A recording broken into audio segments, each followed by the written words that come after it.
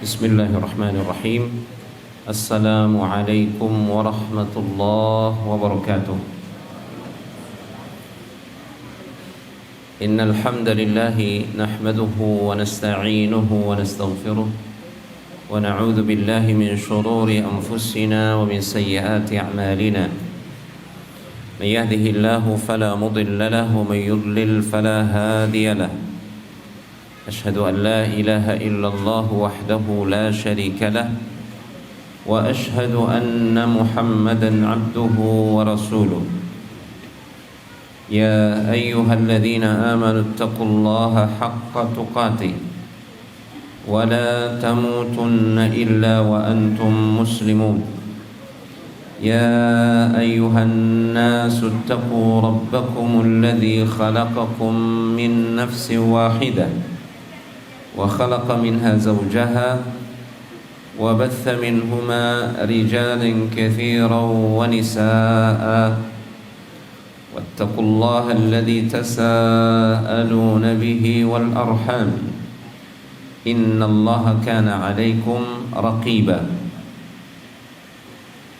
يا أيها الذين آمنوا اتقوا الله وقولوا قولا سديدا يصلح لكم أعمالكم ويغفر لكم ذنوبكم ومن يطع الله ورسوله فقد فاز فوزا عظيما. فإن أصدق الحديث كتاب الله وخير الهدي هدي محمد صلى الله عليه وسلم وشر الأمور محدثاتها فإن كل محدثة بدعة وكل بدعة ضلالة وكل ضلالة في النار. Bapak-bapak, ibu-ibu, para santri yang semoga selalu dirahmati Allah Tabaraka wa Ta'ala. Kita bersyukur kepada Allah, kita memuji Allah Subhanahu wa Ta'ala dengan sebesar-besar pujian, karena tanpa pertolongan Allah Subhanahu wa Ta'ala, tanpa karunia-Nya dan tanpa taufiknya, mustahil kita bisa berada di tempat ini dalam rangka melakukan ketaatan kepada Allah Subhanahu wa Ta'ala, dalam rangka menghadiri majlis yang disebut sebagai Raudhatun min Riyadil Jannah, taman-taman surga. Satu taman di antara taman-taman surga Allah Subhanahu wa Ta'ala, yaitu Majlisu Al-Ilm. Tidak lupa salawat serta salam kita haturkan untuk baginda Rasulullah sallallahu alaihi wasallam, untuk segenap keluarga dan para sahabat beliau dan seluruh umat beliau hingga akhir zaman.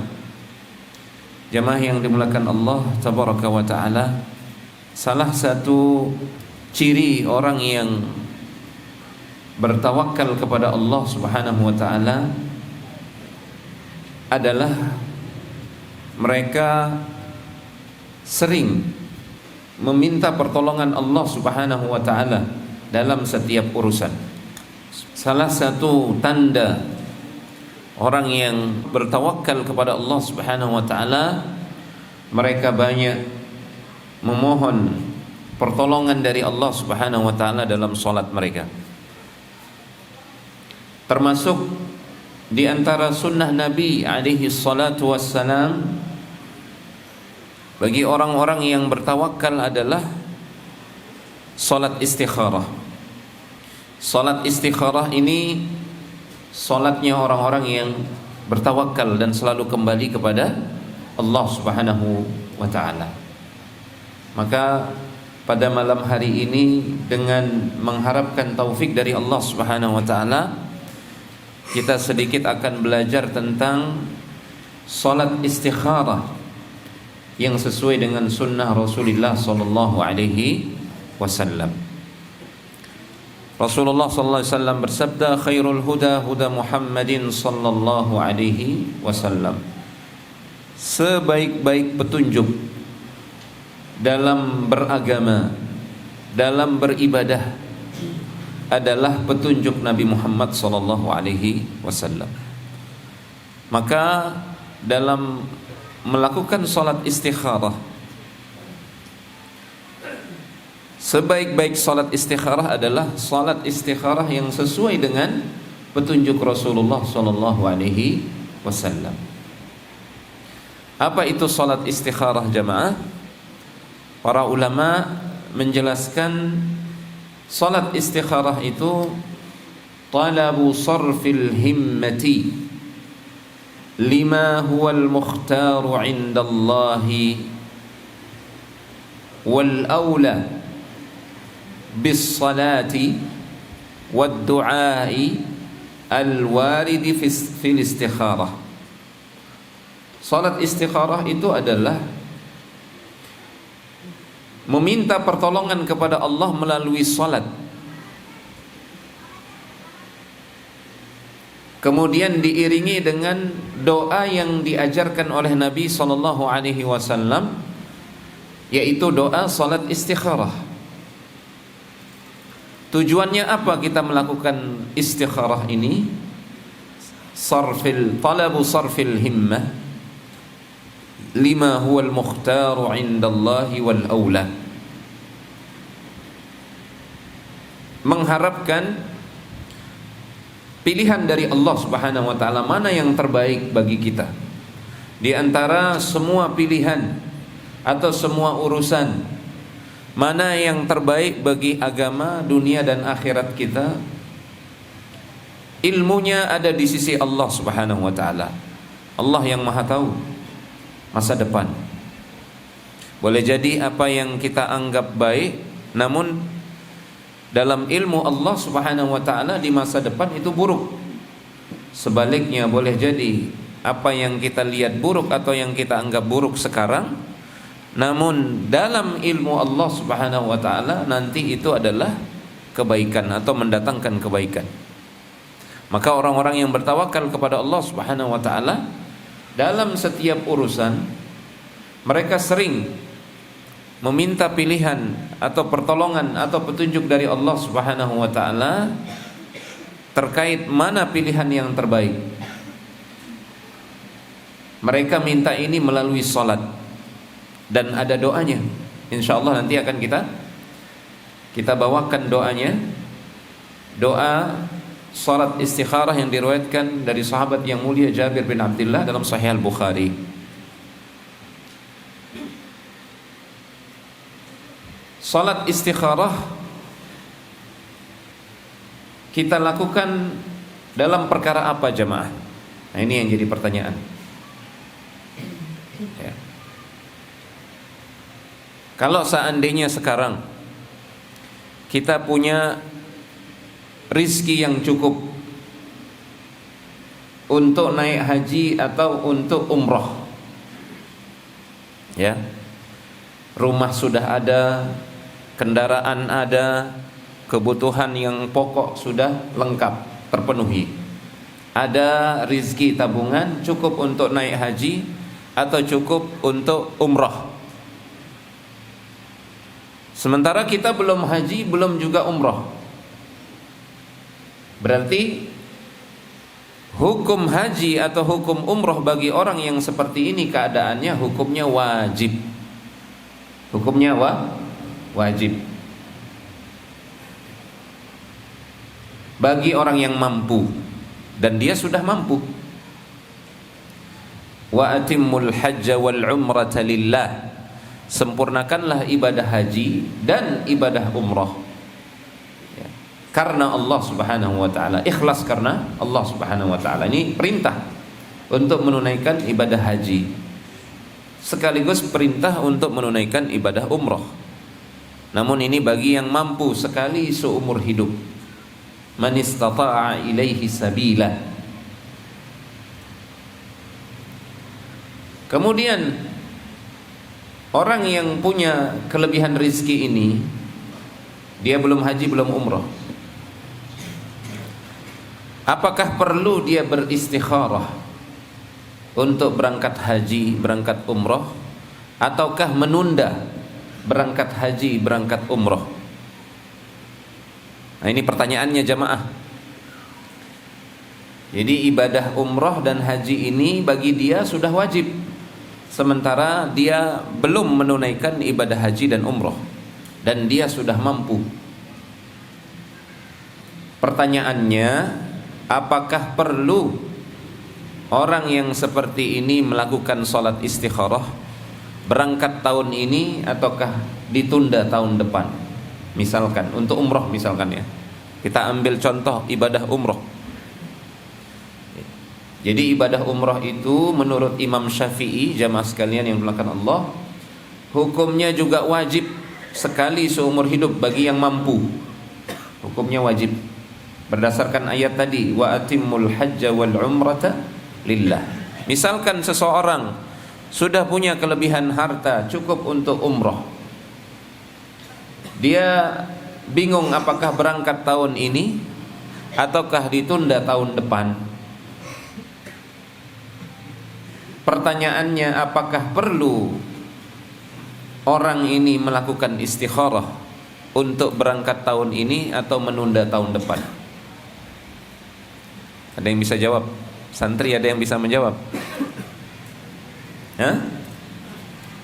Jawabannya tidak perlu. Ini karena ini sudah perkara yang wajib.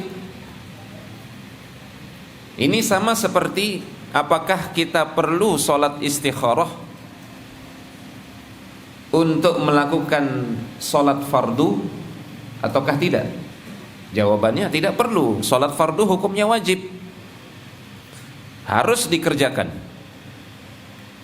Ya, tidak perlu menunggu sholat istikharah terlebih dahulu. Jadi sholat istikharah itu kata para ulama tidak dilakukan pada perkara yang wajib. Ya, tidak dilakukan dalam menentukan apakah kita mau mengerjakan atau tidak sesuatu yang telah Allah wajibkan kepada kita. Puasa bulan Ramadan tidak perlu kita sholat istikharah karena itu wajib hukumnya. Ya. Lalu dalam urusan apa kita sholat istikharah? Para ulama menjelaskan sholat istikharah itu kita lakukan dalam memilih perkara-perkara yang mubah. Apa? Perkara-perkara yang mubah. Apa itu perkara-perkara yang mubah jamaah? Yang kalau kita lakukan atau tidak kita lakukan tidak dapat pahala, tidak dapat dosa. Boleh-boleh saja. Ya. Contoh, memilih tempat tinggal, memilih sekolah kemana, melanjutkan ke universitas mana, memilih jenis pekerjaan. Nah, ini di sini letaknya kita istikharah. Termasuk juga memilih jodoh misalkan, atau memilih hal-hal yang mubah lainnya. Di sini kita perlu sholat istikharah.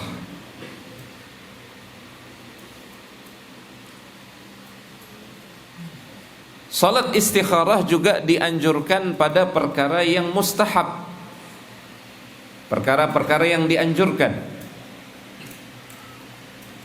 Namun kita bingung memilih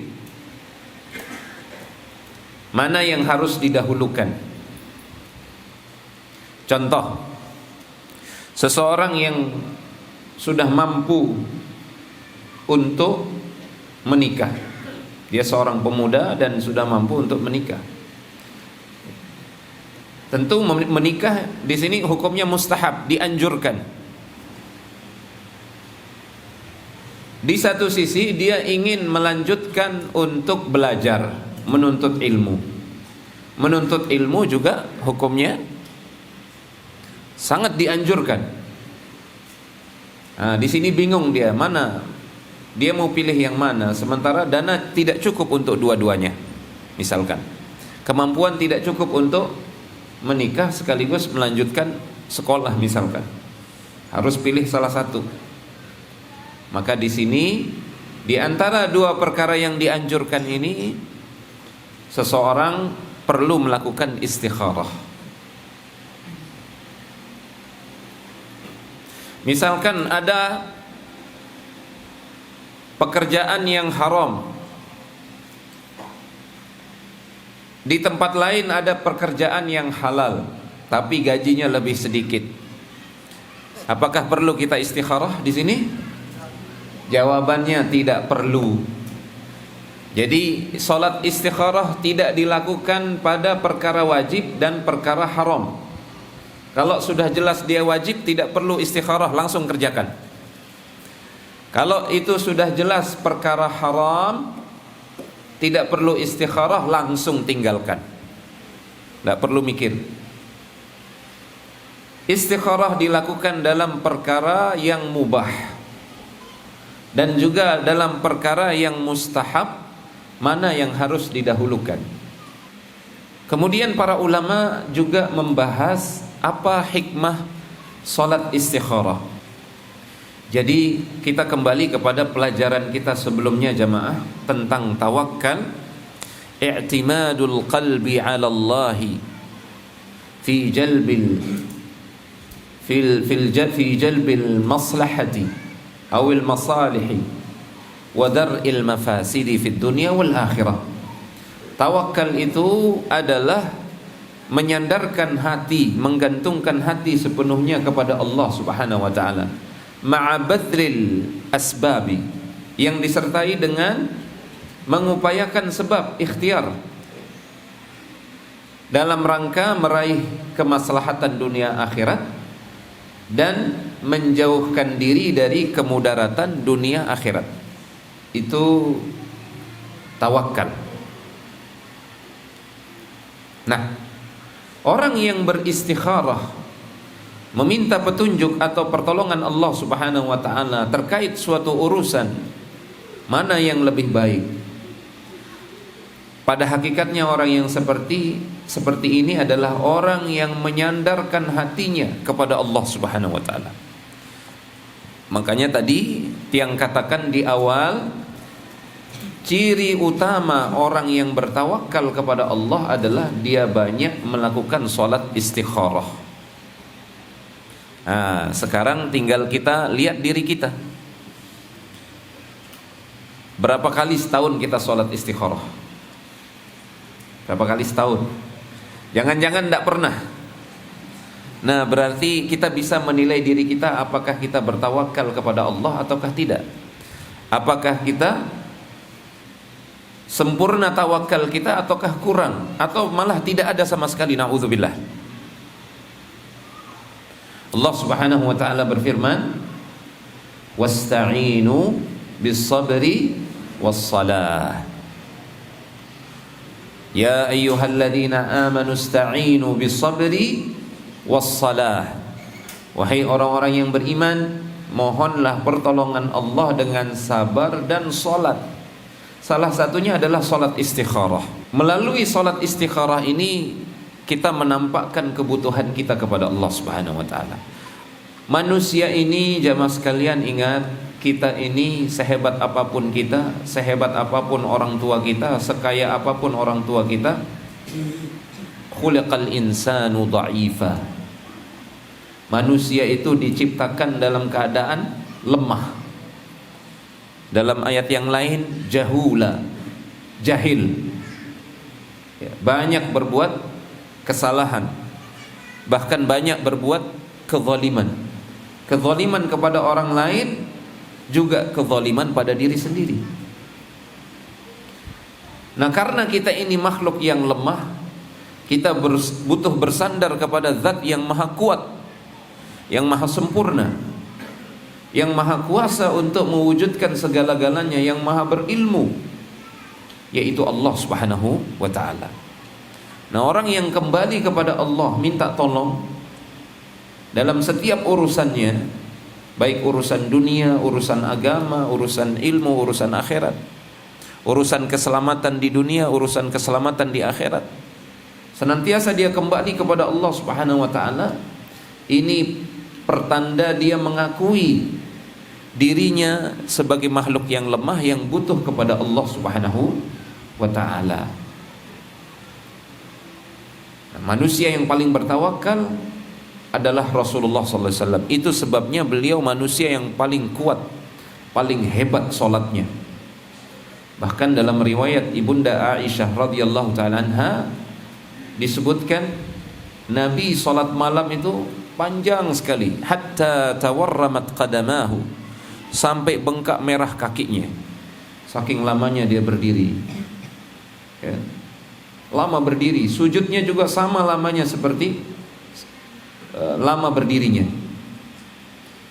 Karena beliau adalah manusia yang paling bertawakal kepada Allah Subhanahu wa taala. Justru orang yang paling bertawakal itulah orang yang paling kuat di mata Allah Subhanahu wa taala.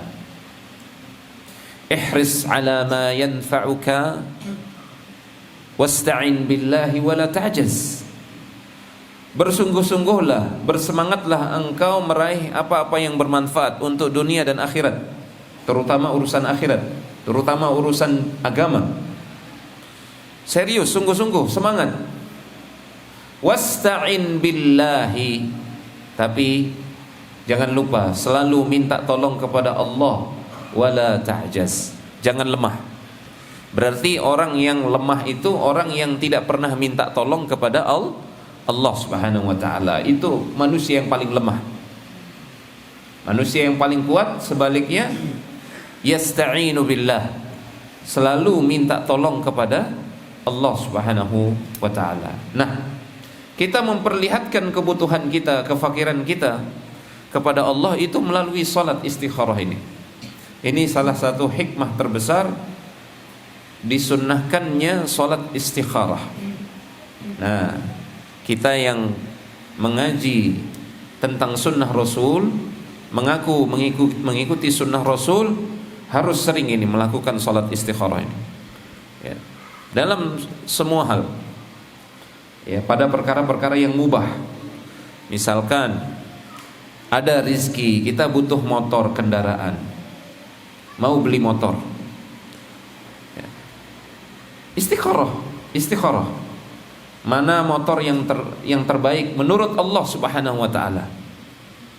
Karena boleh jadi ya, motor yang menurut kita bagus, keren, ya, boleh jadi itu mendatangkan kesusahan di masa depan.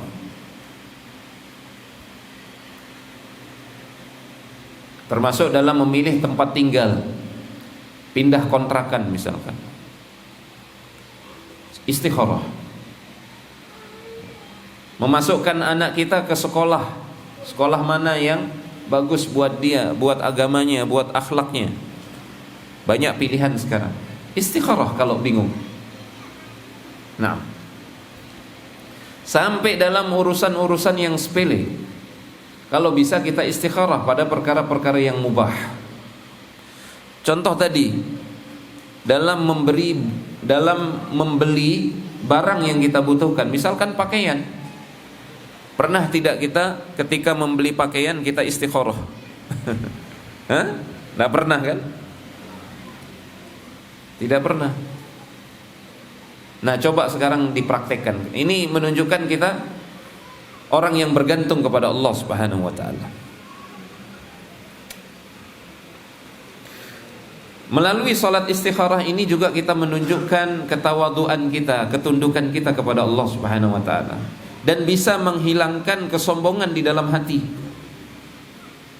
Ingat, takabbur atau kesombongan di dalam hati itu bisa mencegah seseorang masuk ke dalam surga. La yadkhulul jannata man kana fi qalbihi mithqalu dzarratin min kibr. Tidak akan pernah masuk surga selama-lamanya orang yang masih ada di dalam hatinya kesombongan, walaupun sebesar dzarrah. Dzarrah itu seperti debu yang paling kecil, itu partikel debu yang paling kecil. Setelah hilang kesombongan dari dalam hati, bersih hati kita dari keangkuhan, baru diizinkan oleh Allah Subhanahu wa taala untuk masuk surga. Nah, orang kalau dia tidak pernah meminta kepada Allah melalui salatnya, menunjukkan dia ini orang yang sombong di hadapan Allah Subhanahu wa taala, merasa diri kaya di hadapan Allah, merasa diri tidak butuh kepada Allah Subhanahu wa taala. Padahal Allah berfirman, "Ya ayyuhan nas wa antumul fuqara'u ila Allahi wallahu huwal ghaniyyul hamid." Wahai manusia seluruhnya, kalian semua itu miskin, fakir, dan Allah Subhanahu wa taala Maha Kaya. Ya ibadi kullukum ja'i'un illa man at'amtuhu. Dalam hadis qudsi Allah berfirman, wahai hamba-hambaku, kalian semua ini makhluk-makhluk yang kelaparan, kecuali yang aku beri makan. Fastat'imuni ut'imkum. Maka mintalah makan kepadaku, aku akan beri kalian makan. Nah, Allah kalau menghendaki air minum yang kita mau minum itu tidak bisa sampai ke mulut kita, stroke kita jamaah, bisa. Menunjukkan bahwasanya Allah Maha Kuasa pada diri kita. Ya. Disebutkan dalam sebuah hadis, anna Rasul sallallahu alaihi wasallam kana idza hazabahu amrun fazi'a ila salati. Nabi sallallahu alaihi wasallam termasuk di antara kebiasaan beliau, dan ini sunnah beliau buat kita. Kalau beliau menghadapi suatu urusan atau suatu permasalahan, maka yang pertama kali beliau lakukan segera melakukan salat. Fazi'a ila salat. Beliau segera melakukan salat. Ya. Salat 2 rakaat kemudian berdoa kepada Allah Subhanahu wa taala. Kemudian apa fadilahnya? Apa keutamaan dan fadilah salat istikharah? Pertama tadi yang sudah kita jelaskan, orang yang rajin melakukan salat istikharah, dia meraih keutamaan orang-orang yang bertawakal. Ya, kita sudah sebutkan di awal-awal pembahasan tentang tawakal ini, keutamaan-keutamaan tawakal, di antaranya wa may yatawakkal 'ala Allah fahuwa hasbuh. Siapa yang bertawakal kepada Allah, maka Allah akan mencukupinya semua kebutuhannya. Allah cukupi kebutuhannya di dunia, kebutuhannya terkait anak-anaknya, keluarganya, termasuk yang paling utama adalah kebutuhannya untuk selamat di akhirat. Allah cukupkan. Wa 'alallahi fatawakkalu in kuntum mu'minin. Dan hanya kepada Allah lah kalian bertawakal kalau kalian betul-betul beriman. Nah, ini orang yang bertawakal, ini bukti orang yang beriman. Belum seseorang itu dikatakan beriman kalau dia belum bertawakal kepada Allah Subhanahu wa taala. Yang kedua, fadilah yang kedua, menjadikan hati kita ini selalu optimis. Apa bahasa Sasaknya optimis, jemaah? Apa bahasa Sasak optimis? Ada yang tahu? Saya tidak tahu. Dari dulu cari tahu nih bahasa Sasaknya optimis ini apa. Optimis itu fiqh, percaya kepada Allah Subhanahu wa taala. Percaya bahwasanya segala sesuatu yang Allah takdirkan maka itulah yang terbaik. Ya. Optimis lawan dari pesimis. Apa ya? Yakin. Ya, yakin atau berhusnudzon kepada Allah. Ini juga termasuk makna optimis. Berprasangka baik kepada Allah Subhanahu wa taala. Bahwasanya Allah akan mengampuni, Allah akan menolong, Allah akan berbuat baik kepada hamba-hambanya yang berbuat baik. Bahwasanya kalau niat kita sudah baik, pasti insya Allah cepat atau lambat akan ditolong, akan sukses. Nah, itu optimis. Ya. Yang penting kita sudah berikhtiar berdoa, maka pasti yang terbaik yang akan kita raih. Nah, ini orang yang optimis, orang yang yakin, percaya. masa depan yang terbaik bagi orang-orang yang bertakwa. Kenapa orang-orang yang melakukan sholat istikharah itu hatinya menjadi hati yang optimis? Karena dia sudah menyerahkan urusannya kepada Zat yang maha kuasa, yang maha kuat, maha mampu mewujudkan segala-galanya. Menurut kita mustahil, tapi bagi Allah tidak ada yang mustahil kalau Allah berkehendak. Innama amruhu idza arada syai'an an yaqula lahu kun fayakun. Allah itu kalau menghendaki sesuatu untuk terjadi, dia tinggal mengatakan kun, jadi, maka pasti akan terjadi. Ya. Orang tua, suami istri misalkan yang sudah puluhan tahun diuji oleh Allah belum memiliki anak. Dia tetap yakin insya Allah suatu saat Allah akan memberikan rezeki anak. Ini orang yang optimis. Ya. Dia beristikharah untuk melakukan pengobatan. Mana pengobatan yang terbaik? Nah, setelah dia beristikharah, karena dia sudah menyandarkan hasil dari ikhtiar dia kepada Allah, maka hatinya akan tenang, optimis. Apa saja yang Allah berikan, Allah takdirkan, maka itulah yang terbaik. Sekalipun misalkan Allah takdirkan tidak akan punya anak selama-lamanya, itulah yang terbaik. Tenang hatinya. Ya, karena boleh jadi kalaupun dia diberikan anak, nanti anak itu jadi anak yang durhaka. Justru menyusahkan dia. Justru dia tidak mampu untuk mendidiknya misalkan. Dalam kondisi seperti itu, justru lebih baik dia tidak memiliki anak. Maka takdir Allah dalam masalah ini selalu baik. Wa asa an takrahu syai'an wa huwa khairul lakum. Boleh jadi kalian membenci sesuatu, tidak menyukainya, tidak menginginkannya, namun bagi Allah itulah yang baik, itulah yang terbaik buat kalian. Kemudian fadilah yang ketiga, setelah kita istikharah, apapun yang terjadi setelahnya, maka hati kita akan tenang. Baik ataupun buruk, sesuai keinginan atau tidak sesuai keinginan, hati kita tenang. Kalau kita sudah istikharah.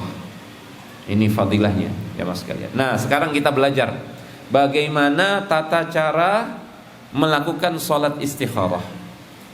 Sifat salat istikharah.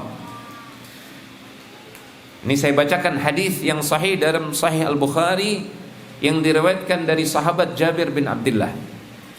Kana Rasulullah sallallahu alaihi wasallam yu'allimuna al-istikharata fil umuri kulliha. Nabi sallallahu alaihi wasallam sangat bersungguh-sungguh, serius Nabi mengajarkan kami salat istikharah dalam semua urusan. Dalam semua urusan ini tadi, urusan yang mubah dan urusan yang mustahab, mana yang lebih didahulukan. Adapun dalam urusan yang wajib dan urusan yang haram tidak perlu istikharah. Yang wajib kerjakan, yang haram tinggalkan. Kama yu'allimuna as-surata minal Qur'an. Perhatikan. Nabi begitu serius, sungguh-sungguh mengajarkan kami cara salat istikharah, sebagaimana beliau sungguh-sungguh mengajarkan kami Al-Quran. Berarti salat istikharah ini sangat penting sekali. Sampai-sampai Nabi serius mengajarkannya kepada para sahabat. Yaqul, Nabi SAW bersabda kepada para sahabat, "Idza hamma ahadukum bil amri." Kalau salah seorang di antara kalian berhadapan dengan suatu urusan, ada masalah, atau kita dihadapkan kepada 2 atau 3 pilihan, kita bingung mau memilih yang mana. Yang ini, yang A bagus, yang B juga bagus, yang C juga bagus. Ya. Apa kata Nabi alaihi salatu wassalam? Falyarka' rak'ataini min ghairil faridah. Hendaklah dia melakukan salat 2 rakaat min ghairil faridah, selain salat fardu. Berarti 2 rakaat ini bukan salat subuh. Ya. Bukan salat subuh. Bukan juga salat qasar. Tapi ini adalah 2 rakaat salat sunnah. Ya. Thumma liyaqul. Kemudian setelah itu dia berdoa. Nah, di sini para ulama ada yang mengatakan berdoanya setelah tahiyat sebelum salam. Ada para ulama yang lain mengatakan berdoanya setelah salam. Mana-mana boleh. Namun yang terbaik kalau kembali kepada zahir hadis ini, berdoanya itu dilakukan setelah salam.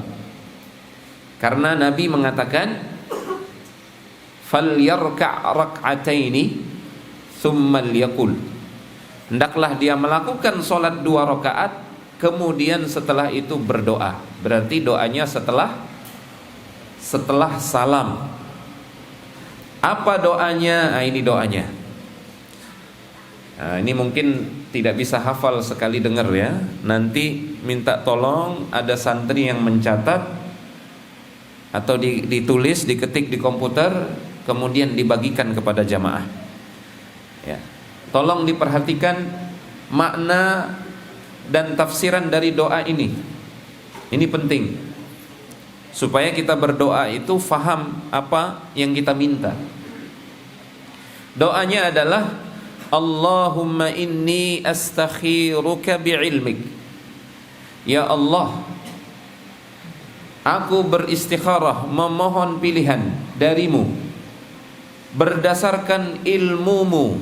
Ilmu Allah maha sempurna. Tahu masa lalu, tahu masa depan, tahu yang terjadi sekarang, semuanya Allah tahu. Ya. Ya Allah, aku beristikharah, memohon pilihan dengan ilmumu, dengan ilmu Allah yang maha sempurna. Wa astaqdiruka biqudratik, dan aku mohon kepadamu ya Allah solusi dengan kuasamu. Aku mohon kepadamu pertolongan dengan kuasamu. Allah maha kuasa. Ya. Wa as'aluka min fadlikal azim. Aku mohon kepadamu anugerahmu yang maha agung. Aku mohon kepadamu dari anugerahmu yang agung, yang sangat besar. Fa innaka taqdiru wa la aqdir. Sungguh engkau maha kuasa, maha mampu, sementara aku tidak mampu. Wa ta'lamu wa la a'lam. Engkau maha tahu, sementara aku tidak tahu apa-apa. Wa anta 'allamul ghuyub. Dan engkau maha tahu perkara yang tersembunyi. Semua perkara yang gaib dan tersembunyi engkau maha tahu, apalagi perkara yang nampak. Allahumma in kunta ta'lam. Ya Allah. Nah, di sini masuk inti doanya. In kunta ta'lam, jika engkau mengetahui. Ini maksudnya jika dalam ilmumu ya Allah engkau mengetahui anna hadzal amra khairul li, kalau urusan ini baik untukku, ya, urusan memilih rumah, urusan memilih pekerjaan, memilih sekolah, memilih jodoh, kalau ini baik untukku dalam ilmumu, fi dini, baik untuk agamaku, wa ma'ashi, baik untuk kehidupanku atau penghidupanku, wa aqibati amri, dan baik ujungnya nanti, hasilnya di dunia maupun di akhirat baik, faqdurhu li, maka takdirkanlah urusan ini untukku. wa yassirhu li, permudahlah urusan ini untukku, thumma barik li fihi, kemudian berikan aku keberkahan pada urusan tersebut. Wa in kunta ta'lamu anna hadzal amra syarrul li, namun sebaliknya jika dalam ilmumu yang maha sempurna engkau mengetahui bahwasanya urusan ini buruk bagiku, fi dini wa ma'ashi wa aqibati amri, buruk bagi agamaku, buruk bagi penghidupanku, buruk bagi akhiratku, fasrifhu anni wasrifni anhu, maka palingkan urusan ini dariku, jauhkan dan jauhkan aku dari urusan tersebut. Waqdur liyal khaira, kemudian takdirkanlah untukku yang lebih baik, sesuatu yang lebih baik. Waqdur liyal khaira haitsu kana, takdirkan untukku pengganti yang lebih baik dimanapun itu. Summa ardini, kemudian jadikan aku ridha. Ya, misalkan kita menginginkan A, ada pilihan B. Ya Allah, jika yang A ini buruk bagiku, maka palingkan, jauhkan aku, jauhkan dia dariku. Kemudian takdirkan untukku ganti yang lebih baik. Walaupun boleh jadi ganti tersebut tidak kita sukai. Pilihan yang Allah berikan kepada kita boleh jadi tidak kita sukai. Makanya di akhir doa ini dikatakan summa ardini, jadikanlah aku ridho ya Allah dengan pilihanmu, karena pilihan Allah pastilah yang terbaik. Nah, itu maknanya ya. Sekali lagi saya bacakan tanpa menerjemahkan artinya. Allahumma inni astakhiruka bi'ilmik wa astaqdiruka biqudratik wa as'aluka min fadlika al-'azim fa innaka taqdiru wa la aqdir wa ta'lamu wa la a'lam wa anta 'allamul ghuyub. Allahumma in kunta ta'lamu anna hadzal amra khairul li fi dini wa ma'ashi wa 'aqibati amri faqdurhu li wa yassirhu li. Wa in kunta ta'lamu anna hadzal amra syarrul li fi dini wa ma'ashi wa 'aqibati amri fasrifhu anni wasrifni anhu waqdur liyal khaira haitsu kana thumma ardini. Nah, itu doanya ya. Ini direkam ya? Sama direkam? Live juga ya? Nanti dilihat di Muzani TV di YouTube itu. Kalau yang mau dengar lagi doanya bisa tinggal lihat ya. Malam ini sudah ada di internet di YouTube Muzani TV. Nah, nanti minta tolong juga santri-santri dituliskan, diketikkan supaya bisa dibagikan ke jamaah ya. Caranya bagaimana sholat istikharah ini? Sama seperti sholat biasa ya. Niatnya di dalam hati, cukup di dalam hati untuk melakukan sholat istikharah karena Allah Subhanahu wa ta'ala ya. Kemudian baca surat Al-Fatihah, baca surat apa saja yang mudah ya. Qul ya ayyuhal kafirun di rakaat pertama, rakaat kedua qul huwallahu ahad boleh ya. Atau qul a'udzu birabbin nas, qul a'udzu birabbil falaq boleh. Setelah salam baru kemudian membaca doa tadi ya. Apakah pilihannya perlu disebut? Boleh disebut. Misalkan pilihannya terkait pekerjaan A atau B, boleh disebut. Kalau tidak disebut juga tidak apa-apa. Allah Maha tahu isi hati kita. Ya, karena sudah terwakilkan dalam doa tadi. In kunta ta'lamu anna hadzal amra. Al-amr di situ itu maksudnya adalah urusan yang kita minta kepada Allah Subhanahu wa taala untuk memilihkan yang terbaik buat kita. Walaupun tidak kita sebutkan, tapi di dalam hati Allah sudah tahu. Ya. Kemudian apakah ada waktu khusus untuk melakukan sholat istikharah? Ya, jawabannya sholat istikharah ini bisa dilakukan kapan saja. Ya, di waktu pagi, di waktu malam, di waktu duha, boleh kapan saja. Termasuk misalkan ketika menghadapi masalah langsung ambil air wudhu, sholat, boleh. Ya. Nah, apakah ada tanda jawaban dari istikharah kita? Ini sering ditanyakan. Apakah harus nunggu mimpi dulu atau bagaimana begitu? Ya. Nanti kalau urusannya misalkan mencari jodoh, kalau nunggu mimpi dulu, duluan dilamar oleh orang lain nanti kan. Jadi tidak harus menunggu mimpi dulu, dan jawabannya memang tidak harus berupa mimpi. Terkadang Allah Subhanahu wa taala setelah kita sholat istikharah, ini para ulama menjelaskan, setelah kita sholat istikharah, tiba-tiba kita punya kecondongan hati mau mengerjakan yang A, dan tiba-tiba kita tidak menginginkan yang B. Silahkan kerjakan yang A itu, lanjutkan saja. Yang penting sudah istikharah. Terkadang setelah kita istikharah, tiba-tiba datang orang tua kita menelpon, kemudian memberikan saran A atau B. Orang tua kita mengatakan B. Itu sudah jawabannya insya Allah.